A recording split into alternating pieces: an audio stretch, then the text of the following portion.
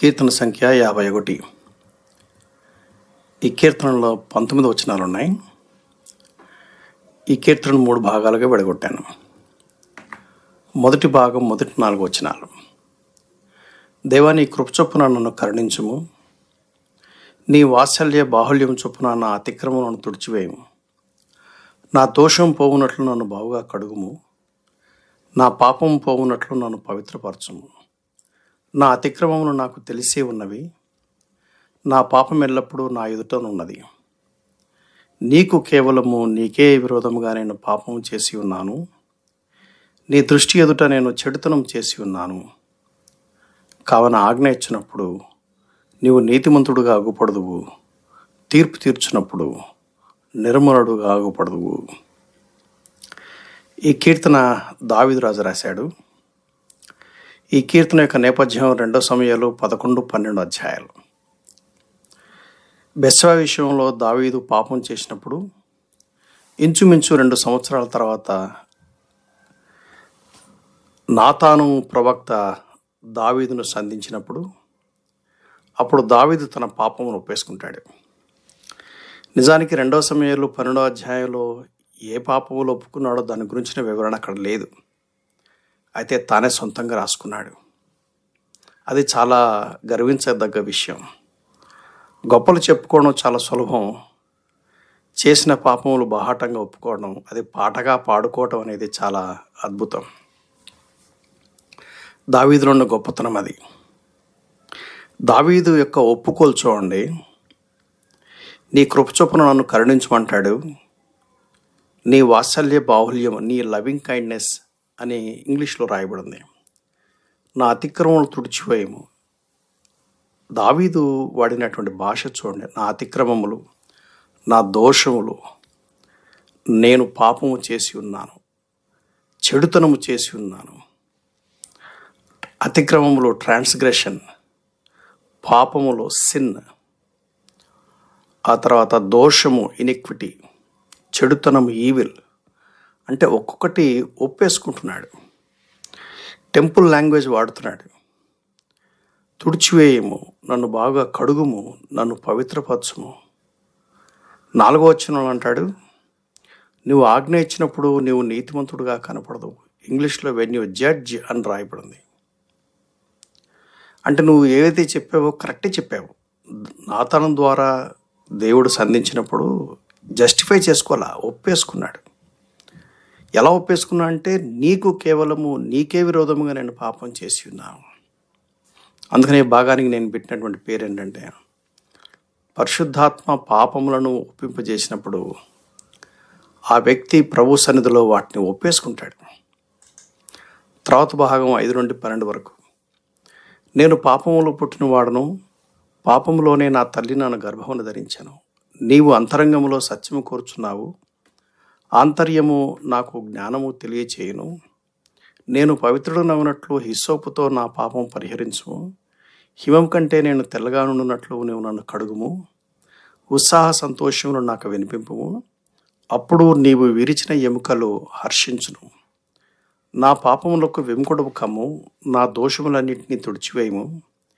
దేవా, నా యందు శుద్ధ హృదయం కలుగు చేయము, నా అంతరంగములో స్థిరమైన మనస్సును నూతనముగా పుట్టించుము. నీ సన్నిధిలో నుండి నన్ను తోసివేయకము, నీ పరిశుద్ధాత్మను నా యుద్ధ నుండి తీసివేయకము. నీ రక్షణానందము నాకు మరలా పుట్టించుము, సమ్మతి గల మనసు కలుగజేసి నన్ను దృఢపరచుము. చాలా అద్భుతంగా దావీదు తన పాపం విషయంలో ఒప్పుకోల్లో అనేక విషయాలు మనం గ్రహించగలం. ఈ 2వ భాగంలో ఆంతరంగిక పాపం గురించినటువంటి వివరణ దావీదు ఇస్తున్నాడు. అంటే నేను జన్మతోనే పాప నైజము కలిగిన వాడను అని ఒప్పుకుంటున్నాడు 5వ వచనంలో. 6వ వచనంలో దేవుడు అంతర్యమున జ్ఞానం తెలియజేస్తాడట. అందుకనే దేవుడు అనుగ్రహించినటువంటి వెలుగును బట్టి, దేవుడు అనుగ్రహించినటువంటి అవగాహనను బట్టి సత్యముతో బతకడం చాలా ప్రాముఖ్యమైనది. అంతరంగంలో సత్యము కోరుచున్నాం అని అంటాడు. 8వ వచనంలో, ఉత్సాహ సంతోషం నాకు వినిపించుము, అప్పుడు నువ్వు విరిచిన ఎముకలు హర్షించును. పాపమును బట్టి సంతోషాన్ని కోల్పోయినట్టున్నాడు, పాపమును బట్టి అతనికి బౌద్ధిక సంబంధమైనటువంటి అనారోగ్య పరిస్థితులు ఏర్పడ్డాయి. బహుశా ఆర్థోపెటిక్ ఇష్యూస్ ఏమైనా వచ్చావేమో. అందుకనే శుద్ధ హృదయం కలగజేయమంటున్నాడు. అంతరంగంలో స్థిరమైన మనసు నూతనంగా పుట్టించమంటున్నాడు. అంటే అన్స్టేబుల్ మైండ్, అన్స్టేబుల్ హార్ట్, శుద్ధ హృదయం అపవిత్రపరచబడింది. 11-12 వచనాలు అంటాడు, నీ సన్నిధి నుంచి త్రోసివేయొద్దు అంటాడు. నీ పరిశుద్ధాత్మను నా యొద్ద నుంచి తీసివేయకమంటాడు. నీ రక్షణానందము నాకు మరలా పుట్టించుము, సమ్మతి గల మనసు నాకు కలుగు చేసి దృఢపరచు. ఎంత డ్యామేజ్ ఉందో చూడండి. పాపమును బట్టి ఒక వ్యక్తి ఆంతరంగికంగా ఎంత నష్టపోయాడో దావీదు అవన్నీ కూడా సమకూర్చుమని ఒప్పేసుకుంటున్నాడు.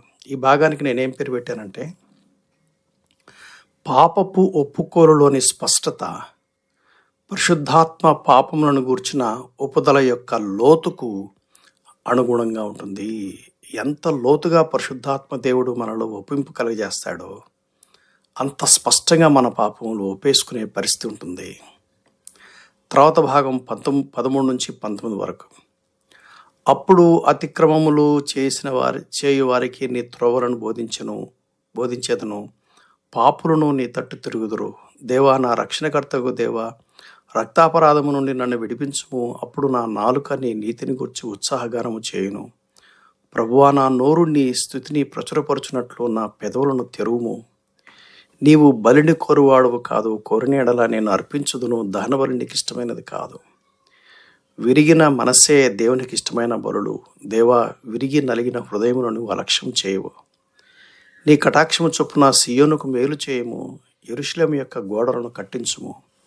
అప్పుడు నీతియుక్తమైన బలులను, దహన బలులను, సర్వాంగ హోములను నీకు అంగీకృతములగును. అప్పుడు జనులు నీ బలిపీఠం వద్ద కోడెని నర్పించెదరు. ఎంత అద్భుతంగా తన పాపములన్నీ కూడా ఎలా ఒప్పేసుకుంటున్నాడు చూడండి. రెండవ భాగంలో వ్యక్తిగతంగా ఆంతరికంగా తనకు కలిగిన నష్టాన్ని ఒప్పేసుకుంటున్నాడు. ఈ చివరి భాగంలో సాంఘికంగా సోషల్ డైమెన్షన్లో తాను చేసిన పాపమును బట్టి ఎంత నష్టం కలిగిందో ఒప్పేసుకుంటున్నాడు. 15వ వచనంలో అంటాడు, నా నోరు నీ స్తుతిని ప్రచురపరచునట్లు నా పెదవులను తిరుము. అంటే ఇంచుమించు 2 ఏండ్లు దావీదు దేవుణ్ణి ఆరాధించి ఆరాధికుడు ఆరాధన ఏమైపోయిందో, పాపము దేవుణ్ణి ఆరాధించకుండా మన నోరు మోసేస్తుంది. 17వ వచనం అంటాడు, విరిగిన మనస్సే దేవునికి ఇష్టమైన బలులు. బ్రోకెన్ అండ్ కాంట్రైట్ హార్ట్ అంటారు ఇంగ్లీష్లో. ఏంటిది విరిగిన మనస్సే అంటే పరిశుద్ధాత్మ దేవుడు కన్విక్షన్స్ కలగజేసినప్పుడు నలిగిపోవటం అనమాట. పరిశుద్ధాత్మ దేవుడు దావీదు డీప్ కన్విక్షన్స్ కలగజేసినప్పుడు హీఈస్ కంప్లీట్లీ బ్రోకెన్. దేవుడు అందుకని దావీదు పాపమును క్షమించాడు సరే, కానీ దాని పర్యవసాన్ని దావీదు అనుభవించాడు, 4 అంతలుగా అనుభవించాడు. దేవుని వాక్యం చదివితే మనకు ఆ విషయాలు అర్థమవుతుంది.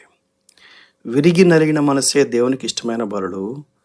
దేవా, విరిగిన నలిగిన హృదయములను అలక్షించేవు. అంటే ఒకసారి పరిశుద్ధాత్మ దేవుడు కన్విక్షన్స్ కలగజేసిన తర్వాత వాటిని ఒప్పేసుకున్నప్పుడు దేవుడు రిజెక్ట్ చేయడు, యాక్సెప్ట్ చేస్తాడు అని చెప్తూ, నీ కటాక్షం చొప్పున సియోనుకు మేలు చేయము, యెరూషలేము గోడలను కట్టించుము. ఎందుకు ఈ మాటలు మాట్లాడుతున్నాడు? అప్పుడు నీతియుక్తమైన బలులను, దహన బలులను, సర్వాంగ హోములను నీకు అంగీకృతం. అప్పుడు జనులు నీ బలిపీఠం వద్ద కోడెను నర్పించెదరు. అంటే దావీదు యొక్క పాపమును బట్టి ఎంతమంది అఫెండ్ అయ్యారో. ఆయన ఆధ్యాత్మిక వీరుడుగా ప్రసిద్ధిగాంచాడు కదా. అటువంటి వ్యక్తి పడిపోయినప్పుడు మనమెంతలని ఎంతమంది వెనక్కి వెళ్ళిపోయారో, ఎంతమంది దిగజారిపోయారో. ఓ దైవజనుడు పాపం చేస్తే దానివల్ల సామాజికంగా బోరడంత నష్టం కలుగుతుంది. అందుకని ఈ భాగానికి పెట్టిన పేరేంటంటే, మనం చేసిన పాపముల ఫలితంగా సమాజంలో మన సాక్ష్యానికి కలిగిన నష్టమును సరిదిద్దడానికి మనం ఏమాత్రం సంకోచించకుండా కృషి చేయాలి. అందుకని 11వ వచనం అంటాడు దావీదు, అతిక్రమము చేయు వారికి నీ త్రోవలను బోధించదను, పాపులను నీ తట్టు తిరుగుదురు. అంటే బయట కూడా పబ్లిక్ ఒప్పేసుకుంటున్నాడు, అయ్యా నేను పాపం చేసింది నిజము, అయితే దేవుడు దయ చూపించి నా పాపములు క్షమించాడని ఒప్పేసుకుంటున్నాడు. దేవునితో ఒప్పేసుకోవాలి. ఎవరితో అయితే పాపం చేశామో, ఎవరికి ఎగనెస్ట్గా పాపం చేశామో, ఎవరిని అఫెండ్ చేశామో వాళ్ళతో కూడా ఒప్పేసుకోవాలి. ఈ కీర్తనకు పెట్టినటువంటి పేరేంటంటే, పరిశుద్ధాత్మ ఒప్పుదలకు మనం సరిగ్గా స్పందిస్తే ఎలాంటి ఆధ్యాత్మిక పతనాన్నైనా పునరుద్ధరించడం సాధ్యమవుతుంది. మనలను ప్రేమించుచు తన రక్తం వలన మన పాపముల నుండి మనలను విడిపించిన మన ప్రభువైన యేసుక్రీస్తునకు మహిమయు ప్రభావమును యుగయుగములను కలుగునుగాక. Amen, amen, amen.